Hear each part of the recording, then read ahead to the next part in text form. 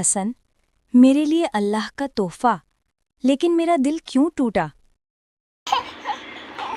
کہ میرے حسن، تم میرے لیے اللہ کا سب سے خوبصورت تحفہ ہو۔ جب تم پہلی بار میری زندگی میں آئے، میرا دل خوشی سے جھوم اٹھا۔ تمہاری ہنسی، تمہارے چھوٹے چھوٹے قدم اور تمہاری مسکان نے میری دنیا روشن کر دی۔ لیکن میرے حسن، خوشیوں کے بیچ کچھ پل ایسے بھی آئے جب دل کو درد ہوا۔ لوگ کہتے ہیں کہ بچے کے آنے سے رشتے مضبوط ہوتے ہیں، پیار بڑھتا ہے، لیکن میرے ساتھ ایسا نہیں ہوا۔ کچھ لوگ بدل گئے، پیار کم ہوا اور دل میں اکیلا پن رہا۔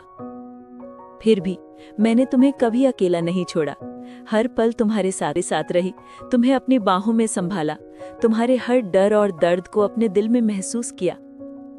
میرے حسن، تمہارے آنے سے میری زندگی میں روشنی آئی، ہر دن تمہارے لیے خوشی اور پیار سے بھرا ہوا ہے۔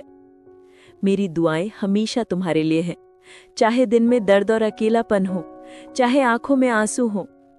میں چاہتی ہوں کہ اللہ تمہیں ہمیشہ خوش رکھے، سرکشت رکھے اور تمہاری زندگی کو اپنی روشنی سے بھر دے۔